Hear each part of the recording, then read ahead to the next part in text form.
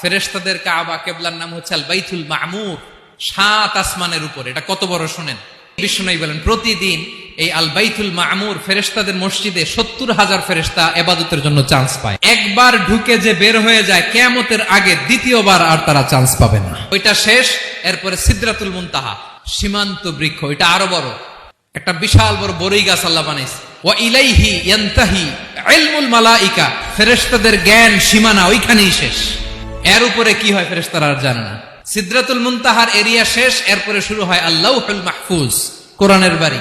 এটা মিন দুররাতিন বাইদা, সাদা ঝকঝকে ডায়মন্ড দিয়ে আল্লাহ বানাইছে। আমাদের সবার তাকদীর, ভাগ্যলিপি ওইখানে লেখা, কি হবে না হবে। কোরআনের বাড়ি ওইটা। ওইটা শেষ, এরপরে শুরু হয় লা জামান লা মাকান এরিয়া। ওইখানে কোনো জামান নাই, মাকান নাই, no time no space area শুরু। ওইখানে কুরসি, যেখানে আল্লাহ পা রাখেন বা কুদরতি পা রাখেন। আল্লাহ বলে ওয়াসিআ কুরসিয়ুহুস সামাওয়াতি ওয়াল আরদ, আল্লাহর এই কুরসিটা এতক্ষণ যা বললাম এই সবগুলোর চাইতেও বড়।